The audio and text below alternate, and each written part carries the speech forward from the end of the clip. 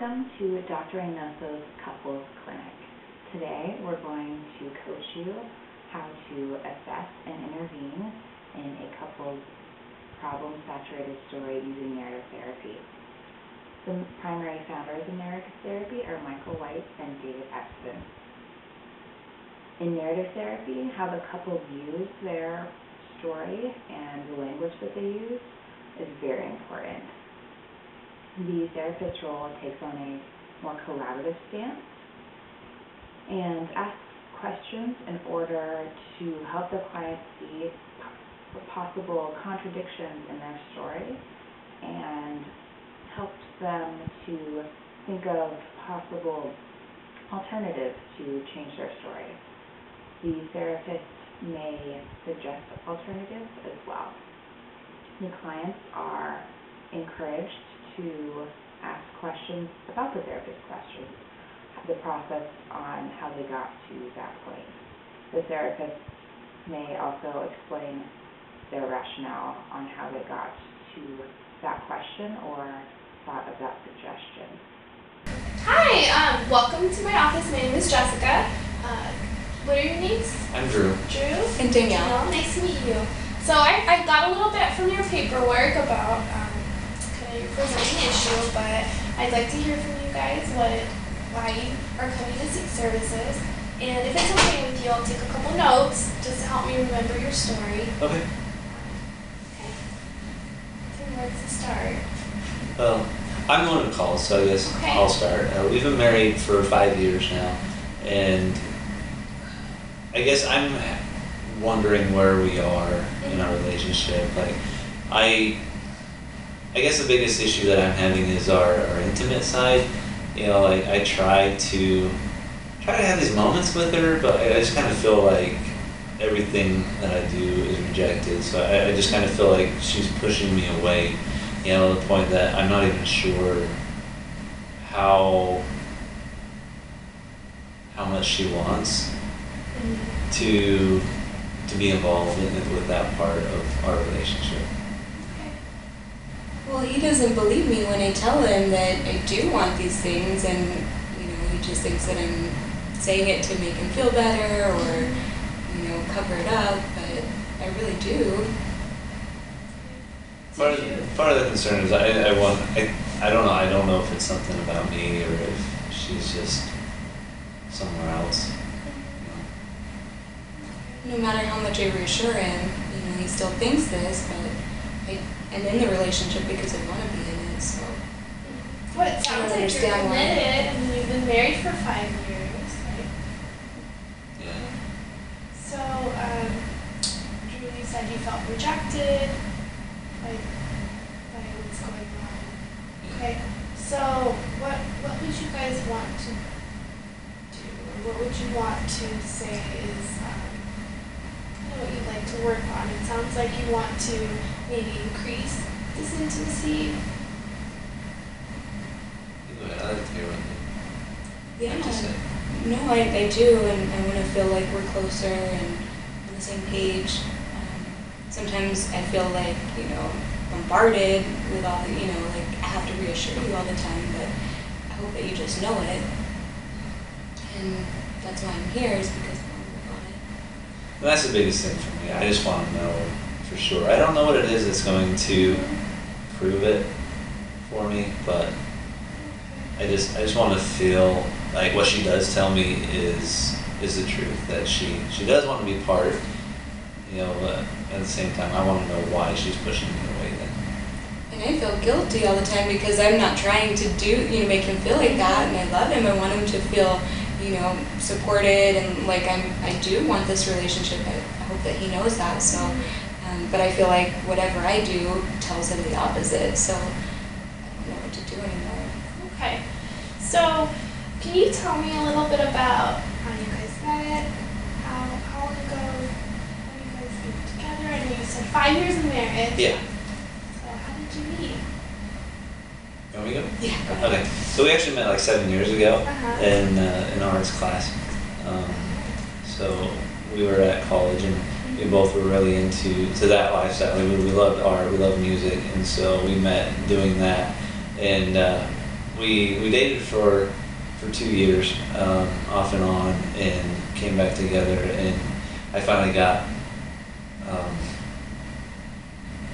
realized, I guess, what I had, and I proposed to her, and I didn't want to let her go anymore. We'd gone through our ups and downs, and a lot of it was me, being indecisive, and so she wanted to move on, and so I would just let her go, and then go after her and try to get her back, and she'd come back to me. And so finally I realized what I was pushing away, and wanted to keep it. Okay. So at that point, so you were both married, so 5 years ago. Yeah. Okay. So how's it been? Do you have any children now? No. Okay. Is that something you would like to one day?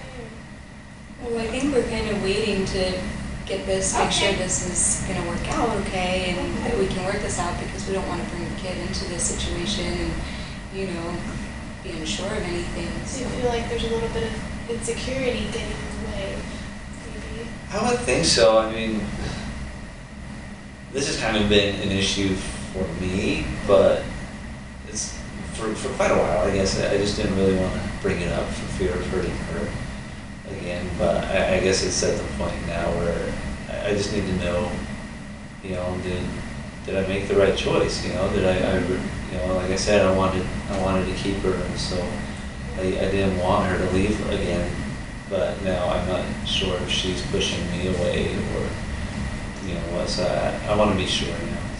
I just feel so bad that I'm making him feel like that, and I don't really know how not to, because whatever I do seems to make him feel like that. So I don't want to question it or have any doubts. Yeah. So when would you say that this insecurity started to kind of drive that wedge between you? When did you start feeling that? Like the insecurity, in the sense of our when intimate do you life? feel like that insecurity with your intimate life, that Well, I guess, like I said, it was kind of something that I always thought about. Kind of from the beginning, we're definitely intimate while we're dating and right after marriage, but there were times that I don't know, she would do something or say something that just kind of, it made me think, is she really involved in this, or, is there something wrong with me, what's going on? But I guess it was probably about 3 years ago was when it really became a major issue for me. But like I said, I haven't really brought it up. It's something that I've kind of kept inside until now.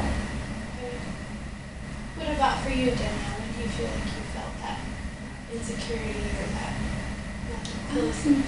Seems kind of like a gradual, kind of increase maybe over the last. Thank you for coming for your first session. I know that these are really difficult experiences to talk about. So with the next few sessions, we're going to be continuing a little bit about your story, and then we'll be working on what you want to change to help make that story into something really different that you would want to see. So that's what I'm thinking for the next few sessions. Does that sound okay? Do you feel comfortable continuing? Yeah. Okay. Well, we'll see you next week. Thanks. So with Drew and Danielle's first session complete, and we know a little bit more about their story, let's talk about Jessica's approach to assessment. Notice how she didn't assume anything about the couple. Narrative therapy doesn't rely too much on assessment. However, with any approach, you're going to need some assessment. So she did a little bit of the finding out how the couple met.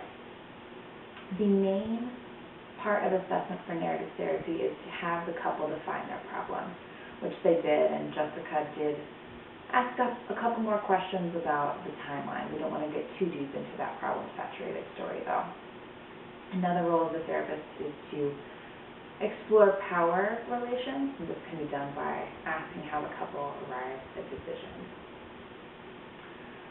The main part is defining the problem and defining a goal. the goal was to build intimacy.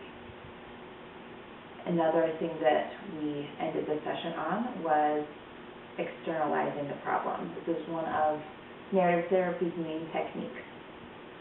This is done by noticing the language of the couple, and Jessica noticed the word intimacy. She pulled out that word and used it instead of the couple kind of holding on to their problem. The goal of externalization is to refrain from having the couple make the problem a possession of their own, makes it more manageable. Jessica had to repeat this word intimacy a couple times until Drew and Danielle caught on, and then they talked about the intimacy issue coming in. We'll see them continue working on externalizing their intimacy issue and see how they can turn it into a project. So, hey guys, I know last week we talked about that we were going to work on growing your intimacy, but that's what we decided after we've been meeting for now. This is our 4th week, so we talked a little bit about and what brought you here, what you've been experiencing so far. So, how's it been? How are you feeling this week? I think it's been a really kind of draining and hard week. We both put a lot of effort in, so I think we just dealt with some kind of tough issues, and overall though I think it's brought us a little bit closer and maybe relieved a little bit of the stress and tension. Relieved? So what happened? Maybe it'll be easier. We just talked about some of my past relationships, and he knew, kind of what happened, but he didn't really know the gist of it. So I was in 2 really bad relationships before I met Drew, and they were pretty severe, and sometimes a little more severe than I led on to Drew, because I don't want him to have to carry that weight on his shoulders, and it seems like he already carries enough on his shoulders that I don't want it to interfere with our relationship or the way that he thinks about me. So Severe. So it sounds like these relationships might have added to maybe that sense of insecurity that we talked about. Does that sound right? now that it makes sense now that you say it like that. So, I mean, even though this insecurity has been wedging between you two, I mean, it sounds like you have been building some of that security, that trust back up if you felt comfortable enough to tell him about these past experiences that sound tough. And it felt good just to get it off of my chest, and he's the only one that really has heard all some of the stuff, so it was a relief for me, and it was nice that it wasn't met with any kind of like harsh feelings. Yeah, I'm sure that made you feel a little bit better about sharing these things. So what do you think, Drew? I definitely understand a lot more where her insecurity was coming from. Kind of like we talked about, I kind of felt bad for the way that I acted. I kind of feel now like my views were pretty selfish, and even though I didn't know the full extent of what she had gone through, the way that I treated her really, I can see how it made her feel a lot worse for her actions. Almost like I was kind of blaming her for what she'd gone through before. It's tough, but it sounds like you're really responding to that. You're receptive to how what she's shared with you. Yeah, like she said, we really had a lot of good conversations that brought us closer together. I understand now a lot better how I need to act. I know it's not really my job to help her overcome it, but I can be a lot more supportive than I have been, and I understand that now. I understand kind of where, I guess, how I need to act around her, and I guess be more cautious about what I do. That was kind of my hesitancy, is that I didn't really want to, for him to have to change the way that he's treating me, because he doesn't do anything wrong. And it's just kind of the I feel like I'm almost re-traumatized, and I stiffen up and really can't respond emotionally, or like what he's expecting the response to be, and what the response that I'm trying to give is just a little colder than what it would be otherwise, because absent but implicit information is recognized by the therapist when utilizing double listening. This is looking for information that might be underneath what's being said. In Danielle and Drew's case, this is the insecurity that's been externalized throughout the sessions. Danielle was able to share with Drew that she needed security, even though that wasn't really being said. That was brought out by Jessica asking those questions through double listening. As Jessica continues to utilize externalization, look for when she searches for unique outcomes. Unique outcomes are those interactions that would not be assumed from this problematic story. So can you think of any other examples? It sounds like this one really did show you feel secure enough and responded accordingly. Can you think of any other times that you felt that you can trust him and you have that security in him? Well, I think it showed me a lot just that he called you to make this appointment, because it showed commitment to resolving the issue, even though it wasn't an issue for him to resolve. It shows how dedicated he is to making sure that things are right between us. That's the first one I can think of. And I think that maybe the way he responded, he was so supportive. Hi, welcome back. How have you guys been doing? It sounds like things have been progressing a little bit. We keep working on our project. Yeah, I think we've worked on it a lot more this week. In what way? Well, just kind of like understanding each other, and I don't feel like I have to make excuses, and he doesn't feel like he has to, or he's being rejected because, if I don't feel like having sex or, being affectionate, I can explain it to him without feeling like I have to make an excuse so that it doesn't hurt his feelings, or he's not feeling as taken back, or like I'm lying to him. So it sounds like you have that security, that trust, that you're able to tell him. Do you feel like there's more of an emotional connection than previously? I think so. Yeah, it's like, because I respond differently to her now, so it's like I'm not pushing her away anymore. So. How are the arguments in the beginning? Like about this? More anger, just in general.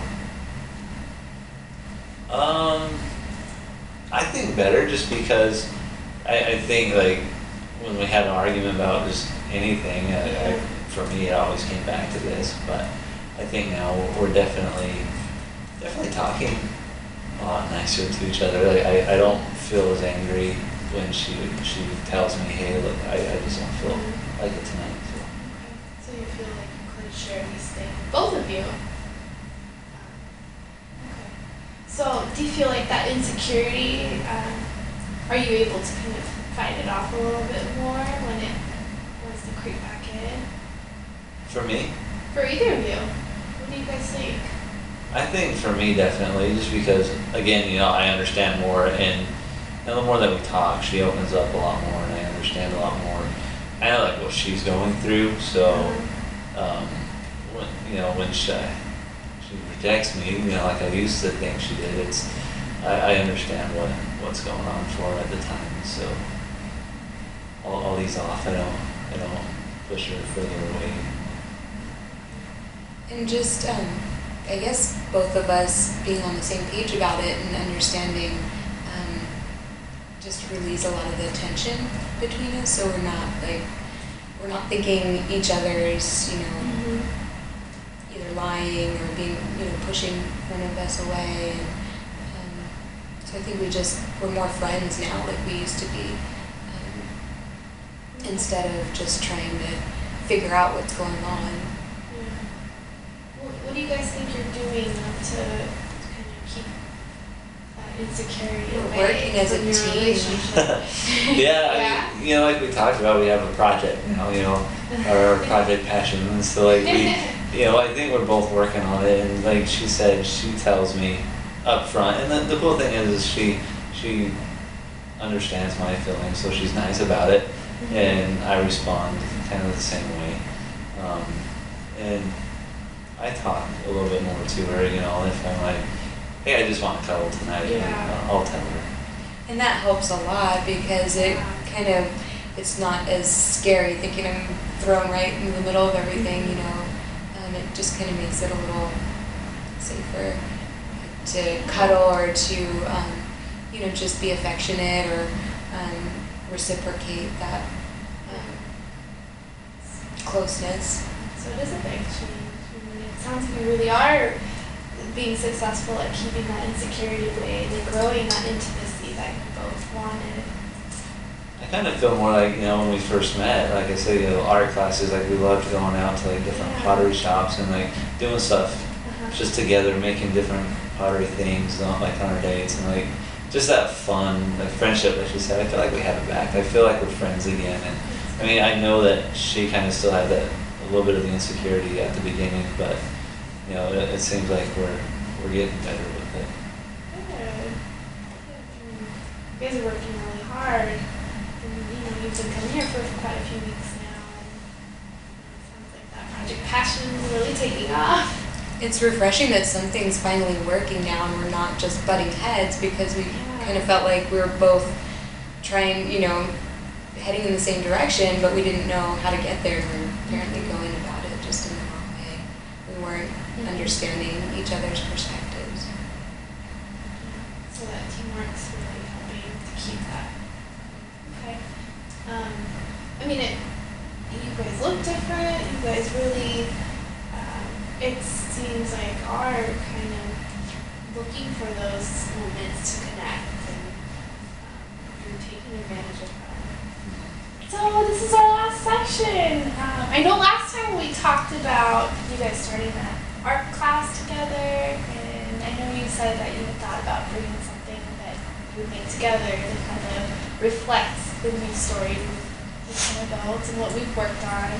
So I see you brought this cat. Absolutely. This is we went and we built this together to symbolize the success over the problem that we had. Seems like quite a labor of love. We enjoyed it. We had a great time making it. And so We named her Priscilla, the passion cat. Yes. Oh, okay. She goes in our bedroom. Oh, okay. Yep.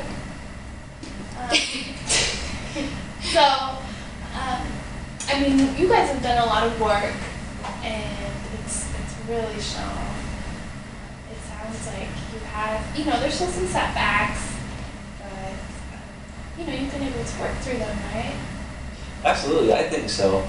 Like you said, there are some setbacks, but like our friendship, like we talked about before, has definitely grown, and we feel a whole lot closer. So I think we've kind of taken like a different look at like what was going on with like our sex life, and like, okay, well, let's rebuild our friendship. And so since we've done that, we really feel like everything else is falling into place. When we have our setbacks, it's like we understand and we can talk about it. How are you fighting off that insecurity when you do have these moments, these setbacks? For me, I think it's just like knowing that I have a partner, that we're working together, that it's not just me trying to deal with it and cover it up, that, you know, I've got his support and, you know, he's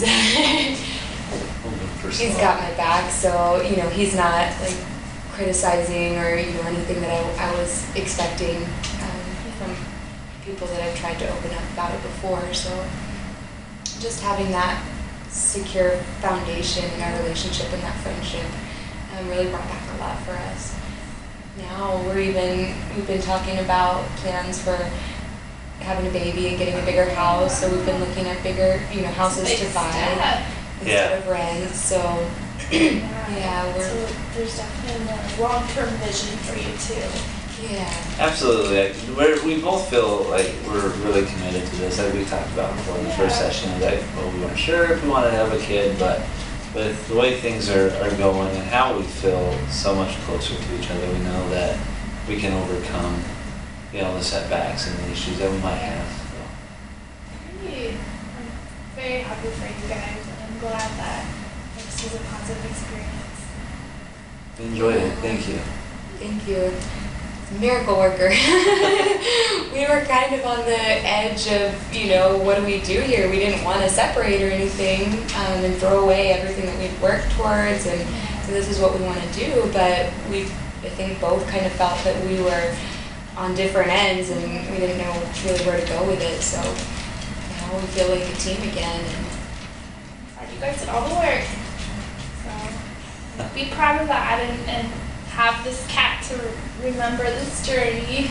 Kind of reminds us, I mean, especially with the intimacy, just because of the journey we've gone through and all the conversations we've just had about this, it kind of reminds us of like the humor in the intimacy.